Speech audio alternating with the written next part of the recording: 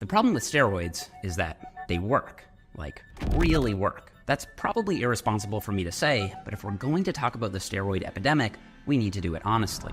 Here's a 3-week trend cycle update for you guys. Volume trend in Thailand. Steroids build muscle way faster than something like creatine. It's not even close. If you started taking 5 grams of creatine every day for a year straight, you'd add about 2 pounds of extra muscle. If you started taking steroids at a normal bodybuilding dose, you'd probably add about 20 pounds of extra muscle that year. But it could be more depending on your genetics and how much you take. I'm a lifetime natural bodybuilder, and these are my testosterone levels right now, 485 nanograms per deciliter. That's right around the middle of the normal range for someone my age. This is bodybuilder Chase Irons, the world's most honest, enhanced bodybuilder. He also had blood work done this month. Where do you think his testosterone levels are? Maybe double mine or triple mine? Nope, his levels are literally off the charts. The test maxes out at 10,000 nanograms per deciliter, and his testosterone was higher than that. He openly admits to taking a lot of gear, and this shows just how big the gap between natural and enhanced can get. More people are taking steroids now than ever before. Why is that? Well, I think it's because more and more fitness influencers are opening up about their anabolic use. In theory, this honesty is a good thing. That's because anyone watching would be able to adjust their own expectations for their goals. If they're natural and they know their favorite fitness influencer isn't, they'd be able to lower their own standards and say, okay, well, now I know that result isn't achievable for me. But this kind of backfired. A lot of people didn't lower their expectations, they just started taking steroids. And the bigger problem is a lot of fitness influencers are only ever partially transparent. They say they're on steroids and they show their gains, but they rarely, if ever, show any of the bad stuff.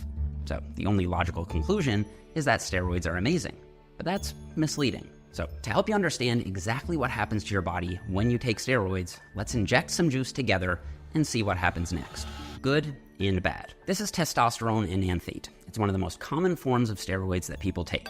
It's basically just a testosterone molecule with a carboxyl group attached and dissolved in a vegetable oil so you can inject it. There's also some kind of aromatic compound like benzoyl benzoate in here, which prevents bacterial growth and helps the testosterone dissolve better. When you inject the needle into your muscle, a bubble of oil is squeezed in between the individual muscle fibers, which spreads out and forms this elongated shape. The testosterone molecules then slowly make their way into the bloodstream over the course of several hours. There, enzymes called esterases cleave off that carboxyl group, and then the testosterone is carried by molecules called binding proteins to the muscle where it enters a single muscle cell. Now its job is to make that muscle cell bigger. And if that's all that steroids did, that'd be sweet and I'd be on them. But there's a lot more that happens. For one, your heart is also a muscle. So, of course, the same thing happens there. The testosterone enters your heart cells and tells your DNA to make your heart bigger. Having a big heart sounds like a good thing, but it's really not. When your heart grows, especially one compartment called the left ventricle, the extra bulk actually makes it harder for your heart to squeeze and relax. This means your heart won't be able to pump blood as effectively, which increases your risk of heart failure. Now, I want to say, I'm not the health police. You can do whatever you want with your own body,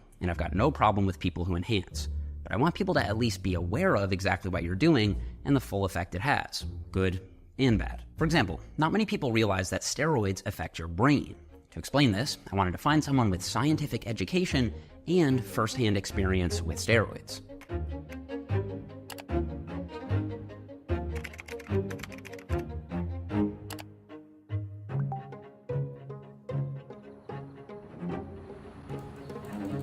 Hey. Can you hear me okay, Mike? Yeah.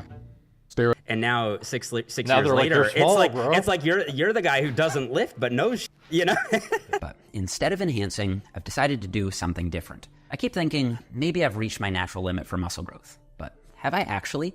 Am I actually at my natty limit, or have I just not been training as hard and smart as I could be? I wasn't going to reveal this, but this year I'm doing an experiment with McMaster University here in Canada to see how much muscle it's possible for me to build naturally this deep into my lifting journey. If I do everything perfectly, can I still make gains naturally? So for this entire year, I've been doing everything 100% perfectly in the gym.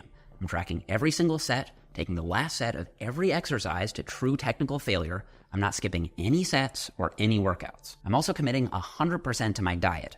I haven't missed a single day tracking in macro factor, and I've hit my calorie and protein goal every single day. Now, I'll be sharing my full results at the end of this year, but I can say that I've definitely made some solid gains already. This doesn't always show up as well on camera, but I've gotten more compliments about having put on some solid size at my local gym than I've gotten in years. But similar to me, what happens to a lot of guys is that they think they're at their natty limit and only steroids will help, when in reality, they're probably just not being as diligent with their training and their nutrition as they could be. Why not dial that up to 100% first? Then you can make that decision. That's how I feel anyway. And if you want to commit and join me on a year-long journey to truly dedicated lifting and eating, consider downloading my nutrition app, Macro Factor. You can try it for 2 weeks for free to see if you like it first, and it's really like having me as your own personal nutrition coach, but for a tiny, tiny fraction of the cost. We're about to hit 150,000 monthly users, which is pretty crazy,